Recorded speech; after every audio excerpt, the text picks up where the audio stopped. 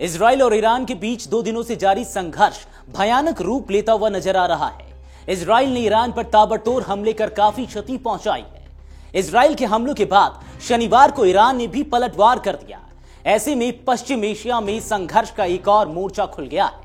एक तरफ अमेरिका ने इजराइल का समर्थन किया है, तो वहीं दूसरी तरफ चीन और रूस ईरान के पक्ष में खड़े हो गए हैं। चीन के संयुक्त राष्ट्र में राजदूत फू कोंग ने कहा कि इजराइल ने ईरान की संप्रभुता, सुरक्षा और क्षेत्रीय अखंडता का उल्लंघन किया है। चीन ने इजराइल से तुरंत हमले रोकने की अपील की है।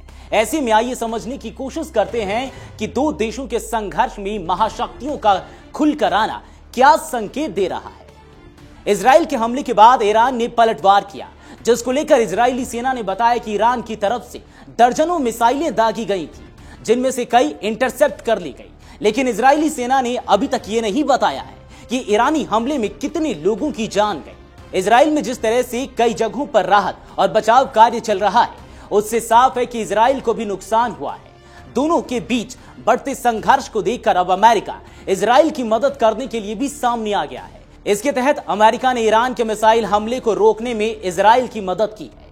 मामले में एक अमेरिकी अधिकारी ने बताया कि अमेरिका ने अपनी एयर डिफेंस सिस्टम और नौसैनिक संसाधनों की मदद से इजराइल की मदद कर रहा है। उन्होंने बताया कि मिडिल ईस्ट में अमेरिका की पैट्रियट मिसाइल डिफेंस सिस्टम और थार्ड सिस्टम तैनात है, जो बैलिस्टिक मिसाइलों को इंटरसेप्ट करने में सक्षम है। ईरान के हमले के खिलाफ और उसे रोकने के लिए अमेरिका ने कई अहम कदम उठाए हैं। इसके तहत ट्रंप प्रशासन अमेरिका के अपने युद्धपोत यूएसएस थॉमसन हर्डनर को पश्चिमी मध्यम सागर से पूर्वी हिस्से की ओर भेजा है, जिसकी वजह से जरूरत पड़ने पर तुरंत मदद कर सके। इसके साथ ही एक अन्य विध्वंसक जहाज को भी तैयार रखा गया है। इतना ही नहीं, अमेरिका के लड़ाकू विमान इस समय क्षेत्र की निगरानी कर रहे हैं और एयरबेस पर सुरक्षा बढ़ा दी गई है। बढ़ते तनाव को देखते हुए अमेरिका ने मिडिल ईस्ट में अपनी सैन्य ताकत बढ़ा दी है। ऐसे में देखा जाए तो अभी मध्य पूर्व में करीब 40,000 अमेरिकी सैनिक तैनात हैं, जो सामान्य संख्या 30,000 से कहीं अधिक है। पिछले साल अक्टूबर में यह संख्या 43,000 तक पहुंच गई थी, जब ईरान और इजराइल के बीच तनाव और यमन के हूती विद्रोहियों द्वारा हमले तेज हो गए थे। वहीं दूसरी ओर संयुक्त राष्ट्र में ईरान ने एक बड़ा दावा किया है। इसके तहत ईरान के संयुक्त राष्ट्र में राजदूत अमीर सईद इरवानी ने शुक्रवार को कहा कि इजराइल के हमलों में 78 लोग मारे गए हैं और 320 से अधिक लोग घायल हुए हैं। उन्होंने इसे एक बर्बर और आपराधिक हमला करार दिया है और कहा कि इसमें ईरान के वरिष्ठ सैन्य अधिकारी और परमाणु वैज्ञानिकों को निशाना बनाया गया है। ईरानी राजदूत ने आगे कहा कि इनमें से ज्यादातर मृतक आम नागरिक, महिलाएं और बच्चे हैं। उन्होंने यह भी बताया कि शुक्रवार को भी इजराइल ने कई ईरानी शहरों में सैन्य और नागरिक ठिकानों पर हमले किए हैं। इजराइल ने ईरान पर यह हमला ऐसे समय में किया है जब अमेरिका बार बार ईरान से परमाणु कार्यक्रम रद्द करने की अपील कर रहा था।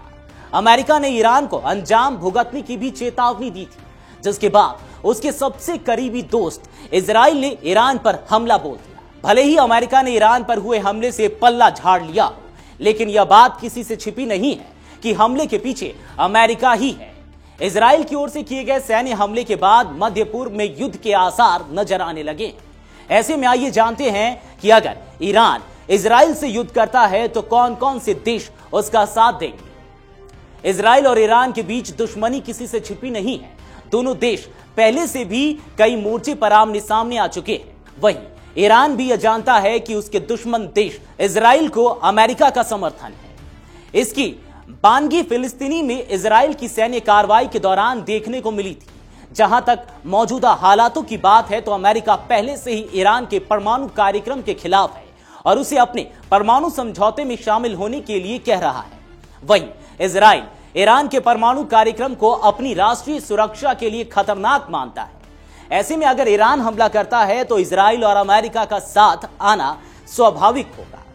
आपको बता दें कि ईरान एक मुस्लिम देश है। ऐसे में अगर वह इजराइल और अमेरिका के खिलाफ जंग में कूदता है तो उसे कुछ मुस्लिम देशों का साथ मिल सकता है। इसमें सबसे अहम देश तुर्की है।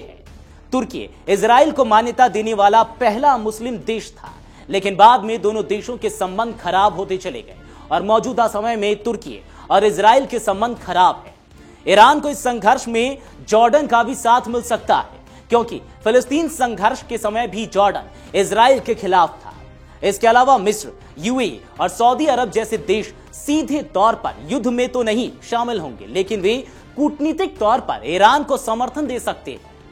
इजराइल ईरान संघर्ष में भारत के रुख की बात करें तो इजराइल के प्रधानमंत्री बेंजामिन नेतन्याहू ने ईरान पर किए हमलों के लिए अंतर्राष्ट्रीय समर्थन जुटाने में कूटनीतिक प्रयास के तहत प्रधानमंत्री नरेंद्र मोदी से बात की। इजराइल और ईरान के संघर्ष पर भारत ने कहा कि वह ईरान और इजराइल के बीच हाल के घटनाक्रमों से बेहद चिंतित है और बन रही स्थिति पर बारीकी से नजर रख रहा है।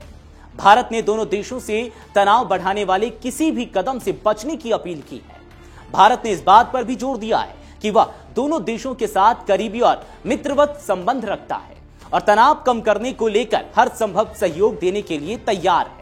अगर आप ये वीडियो YouTube पर देख रहे हैं तो हमारे चैनल को सब्सक्राइब कर बेल आइकन दबाएं और Facebook पर देख रहे हैं तो हमारे पेज को लाइक करें।